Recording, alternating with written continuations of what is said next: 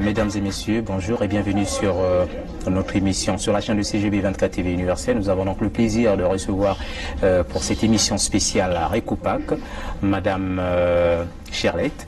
Je pense que je vous laisserai certainement cette occasion elle va se présenter, elle dira peut-être un peu plus sur elle et le pourquoi de notre visite ce soir au centre, je ne sais pas encore, au centre Saint-Pierre.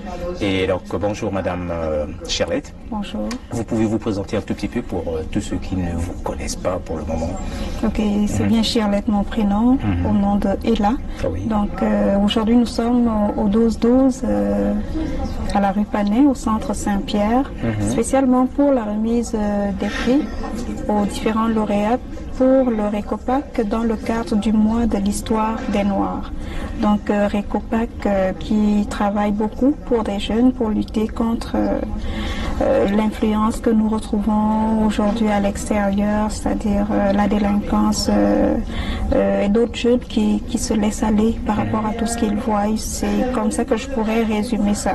Donc Recopac, certains se demanderont c'est quoi le Recopac. Effectivement, c'est la question que j'allais vous poser. Je vais le lire. Le Recopac, c'est le réseau de communication pour la prévention des actes criminels. Donc aujourd'hui, il tenait encore à souligner à travers ces lauréats dont je fais partie, le travail que nous faisons pour encourager d'autres jeunes afin qu'ils ne puissent pas tomber dans tout ce que nous pouvons voir tel qu'ils le disent, la prévention des actes criminels. Donc si on peut parler de moi, pourquoi? Oui, mais parce que je vous ai vu avec un certificat, je ne sais pas, c'est un certificat. C'est un certificat. Oui, un certificat de mérite 2017. Je suis un peu curieux de savoir réellement quelles ont été votre contributions pour pouvoir certainement mériter ce que vous avez reçu aujourd'hui. Je tiens d'abord à dire c'est tout un privilège pour moi et puis pourquoi je le mérite, je le regarde, c'est comme tout un mérite pour moi, une fierté. Je suis une personne qui s'implique beaucoup dans le social, surtout au niveau de ma communauté, la communauté, je vais dire la communauté noire en général, donc originaire du Gabon. Je suis aussi en Afrique centrale, c'est ça. Bien. Donc j'ai commencé déjà à travailler avec les jeunes déjà en Afrique, étant impliquée dans la pastorale des jeunes. Arrivé ici, j'ai continué la même mission parce que pour moi, nous devons être comme, j'ai toujours dit qu'il faudrait que nous soyons des modèles partout où nous soyons. Donc ce qui m'a permis de pouvoir continuer. Arrivé ici, j'étais un peu comme il me manquait quelque chose. Il me manquait quelque chose de ce que je faisais déjà en Afrique, au Gabon plus précisément.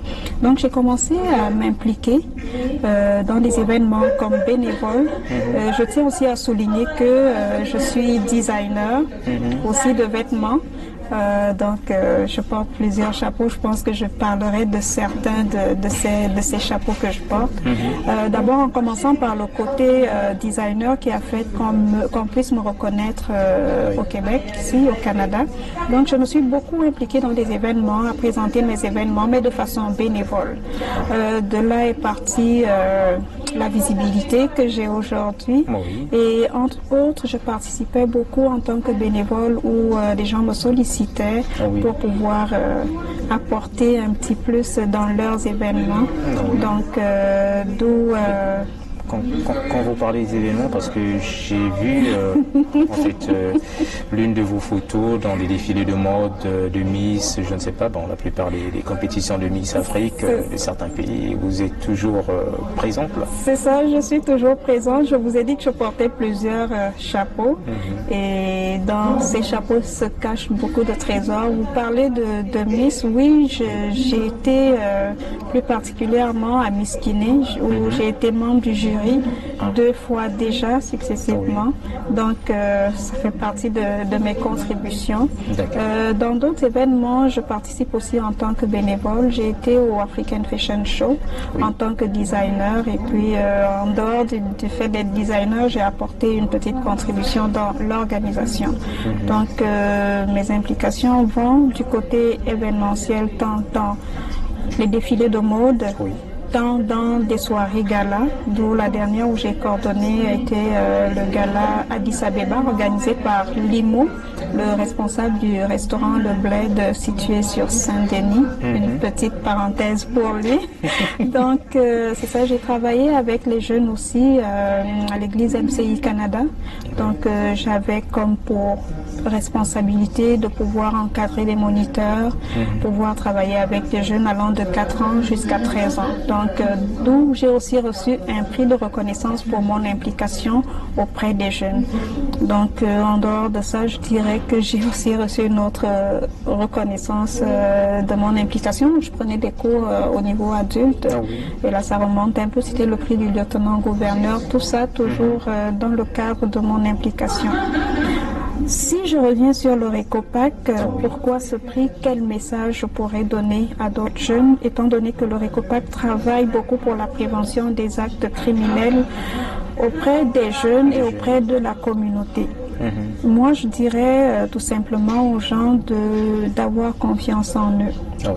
C'est-à-dire, on peut voir des gens dans la rue, on ne connaît pas leur parcours, on ne connaît pas qu'est-ce qu'ils vivent, on ne connaît pas nécessairement leur personnalité. Il y en a qui, parfois, comme on le dit chez nous, quand on t'a toujours dit, écoute, Odilon, tu feras jamais rien, ça brise beaucoup de jeunes. Moi, je dirais, au départ, j'étais une personne très timide. À un moment donné, je me disais, oh non, il y a des choses qui sont faites pour d'autres personnes, pas nécessairement pour moi. Mais j'ai appris par mon entourage. On dit aussi, on apprend des amis et puis on cherche parmi ces amis qui on voit comme modèle. Donc, parmi ceux-là, il y en avait que je trouvais, oui, ben, s'ils sont capables de le faire, c'est que je suis capable de le faire aussi. Et on a besoin d'encouragement venant des autres, même si il faudrait qu'on se fasse confiance nous-mêmes. Donc, j'ai commencé, comme je vous disais, je suis designer. Ça, je parle maintenant pour pouvoir donner un petit témoignage de moi qui pourrait encourager d'autres personnes qui se disent ouais, je suis pas capable d'aller à l'école, je suis pas capable de faire quoi que ce soit, mais nous avons tous un talent. Nous avons tous un talent que chacun d'entre nous devrait prendre, le travailler, le faire grandir et de pouvoir le partager aux autres pour que les gens puissent savoir qu'il y a quelque chose d'important en nous qu'on est capable de présenter aux gens. Donc, comme je le disais, la première chose, c'est de ne pas regarder nos incompétences, de ne pas regarder nos faiblesses, mais de regarder, de voir loin. Moi, je dis toujours, j'aime à le dire avec mes amis parfois qui me disent, mais comment tu fais? Je dis, ben moi, j'ai pas de secret, c'est juste que moi, je marche avec un FPPCH. Donc moi je dis je marche avec la foi, la patience, la persévérance, le courage et le tout avec humilité. Donc c'est ça, c'est ça le FPPC H avec lequel je fonctionne, et toujours dire je m'appelle Shirley, je ne m'appelle pas Angèle, je ne m'appelle pas Odilon, je m'appelle Shirley, je travaille selon mes capacités, selon mes compétences. Donc c'est ça, j'ai commencé à faire de la couture. En Afrique, à un moment j'ai arrêté. Je suis repartie dans la couture et pourtant il y en a qui ont le privilège d'avoir des parents pour pousser. Oui, pour continuer. Pour qu'ils puissent continuer, pour les encourager. Oui, venant d'une famille nombreuse. Et puis, j'ai commencé mes études. Après, j'ai arrêté. J'ai dû aller prendre une formation professionnelle dans la couture. J'ai commencé dans la couture infantile. Ça, c'était à Libreville? Ça, c'était à Libreville, au Gabon. J'ai commencé dans la couture infantile. Ensuite, j'ai appris sur le tas la confection sur mesure pour des personnes adultes. Donc, arrivé ici au Canada, je pensais que ça allait être comme en Afrique, mais malheureusement, c'était pas la même chose. Donc, j'ai commencé par des petits boulots, où certains disaient, mais là, qu'est-ce que tu fais? On va parler un peu en point de chez nous, en point d'ici. Mais je ne me suis jamais découragée et je pensais me trouver moindre que les autres, mais au plus profond de moi, je me disais je suis capable de faire quelque chose. Et c'est ce que c'est ce que j'ai fait. Je suis repartie prendre une formation en confection sur mesure ici. où j'ai eu un diplôme en confection sur mesure, je me disais, il me manque quelque chose. Parce qu'il faudrait aussi qu'on se dise, parfois on n'arrive pas à faire des choses parce qu'on se donne des limites. Mais tant qu'on se donne des limites, on ne peut pas voir plus loin que ce qu'on peut faire. Donc, après cette formation, je me suis dit, qu'est-ce que je dois faire d'autre? C'est vrai qu'on passe tous par des hauts et des bas. Est-ce qu'il faudrait qu'on se limite à ces bas qu'on vit au lieu de regarder un peu plus haut, se dire, ben regarde, aujourd'hui, il a neigé, il y a eu une tempête de neige. Est-ce que ça empêche les gens d'aller travailler? Non. Il faudrait qu'on se lève et qu'on aille de l'avant. Surtout quand on a un rêve, on a un but. Donc, ce que j'ai fait, je me suis dit, bon, est-ce qu'il faut que je retourne aux études? Je me disais, ça fait longtemps, est-ce que je pourrais? Ça ne pose pas Et je me suis dit, non, je suis dans un pays où je suis capable de retourner aux études parce que je vois des gens qui sont plus âgés que moi qui le font. Donc, je me suis retrouvée suite à une situation très difficile que j'ai eu à traverser personnellement dans ma vie. Je me suis dit, ben, qu'est-ce qui pourrait me faire plaisir? J'ai décidé de retourner aux études, ce qui était comme plusieurs années en arrière de moi. Donc, c'est comme ça que j'ai été acceptée où j'étudie présentement. Je pars de la couture pour aller faire une formation en bureautique mélangée à un peu d'infographie. Donc, le programme dans lequel je suis, il s'appelle... ce que vous avez fait dans la couture, la gestion d'entreprise aussi, certainement. Donc, là, j'ai fini par aller commencer une formation en technique de bureautique avec un profil micro-édition et hypermédia. Donc, quand je l'avais vu, je disais, je sais vraiment pas qu'est-ce que ça veut dire, mais je m'embarque quand même. Donc, je pourrais dire, je suis fière aujourd'hui. Je suis fière aujourd'hui de voir mon parcours, c'est-à-dire quand je me regarde, je regarde juste 7 ans en arrière de moi et je regarde qu'est-ce que je fais aujourd'hui. Je pourrais dire je suis très fière de moi. Et c'est ce petit témoignage, ce petit partage que je voulais apporter à d'autres jeunes à travers leur écopac, de se dire, il ne suffit pas d'avoir de grandes études, il ne suffit pas d'avoir de grands diplômes. Parce qu'on a comme petit talent, on est capable de faire de grandes choses. Aujourd'hui, avec ce que j'ai appris comme couture, j'en donne à d'autres femmes aujourd'hui. Je ne pouvais pas m'imaginer d'être aujourd'hui entourée de 10, 16 personnes, m'écouter, donner des cours de couture aux gens. Je m'étais dit, je reçois des choses et je le fais gratuitement. Je donne des cours de couture gratuitement à des jeunes, à des dames. Et pourquoi je le fais? Je me dis, ces personnes-là ont peut-être un talent dans ça qu'ils n'ont pas encore découvert. Moi, le but, c'est de stimuler. En fait, je voudrais tellement en donner à d'autres pour que personne ne se sente marginalisé, pour que personne ne se sente lésé. Je me dis, si moi j'ai pu le faire, il y a d'autres personnes qui ont pu le faire. L'implication sociale, j'encourage beaucoup. J'encourage beaucoup les jeunes à l'implication sociale, c'est-à-dire faire du bénévolat. Donc, faire du bénévolat, à travers le bénévolat, tu peux découvrir le talent que tu as. Il y a des personnes peut-être qui se disent, oh ben non, moi je suis tellement gênée que je ne peux même pas diriger un groupe. Mais non, moi je dis, il faut oser. Parce que la personne qui n'essaye pas ne saura jamais qu'est-ce qui se passe, quelles sont ses limites, où est-ce qu'elle est capable d'arriver. Donc, c'est ça. Donc, je fais plein de choses. Là, actuellement, je fais partie du groupe de la Foire africaine de Montréal, dont je commence à en parler maintenant, qui aura lieu en juin, la Foire africaine de Montréal.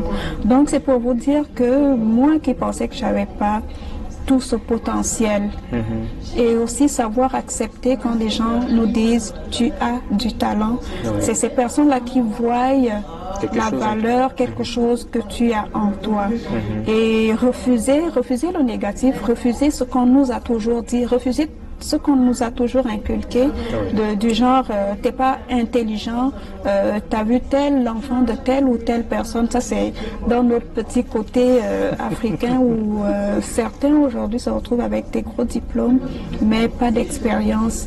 Même dans le cadre d'aller faire du bénévolat, il y en a qui sont comme, oh, on voit juste, mais est-ce qu'il faudrait qu'on me paye pour ça? Aujourd'hui, je reçois un prix. C'est pas parce que j'ai travaillé quelque part, mais c'est parce que j'ai donné de mon temps. C'est parce que je me suis impliquée. Et à travers cette implication, j'ai été repérée. J'ai été repérée et je reçois ce prix aujourd'hui. Pour moi, c'est tout un honneur. Si ça peut motiver d'autres personnes, je dirais c'est une bonne chose, parce que n'oublions pas qu'on est aussi dans un pays où on nous donne cette possibilité-là de pouvoir sortir de notre zone de confort et de pouvoir aller chercher afin de pouvoir donner aux suivants ce que nous avons reçu. D'accord, mais maintenant, en fait, comme dernier mot, mais quels sont les défis pour cette année 2017 par rapport à ce que vous avez fait certainement l'année passée, puisque le prêt a été, je crois, donné en fonction de ce que vous avez fait précédemment, mais pour cette nouvelle année 2017 qui vient de commencer, même si on va déjà vers le 3e mois, il y a encore plein de choses à faire. Qu'est-ce qui reste encore à faire que vous n'avez pas encore accompli avec ces jeunes? Il reste beaucoup de choses à faire. Ben, moi, j'ai une façon de voir les choses. Je vais un jour à la fois. Je vais un jour à la fois. C'est comme on dit, l'homme propose, mais Dieu dispose. Donc, je me dis, j'ai déjà commencé pour cette année à donner aux suivants, c'est-à-dire donner des ateliers de couture. Je donne aussi beaucoup de, je pourrais appeler ça du coaching à certaines personnes. Et d'ailleurs, j'en suis fière aujourd'hui de voir certaines personnes qui sont venues me voir pour demander conseil. Mais comment tu fais? On voit que tu persévères, on voit que tu as réussi. Parfois, je vois pas moi-même, je ne le vois pas moi-même, mais venant des gens, et j'ai pu encadrer certaines personnes, donner quelques conseils à certaines personnes dans mon cheminement. Mon petit cheminement.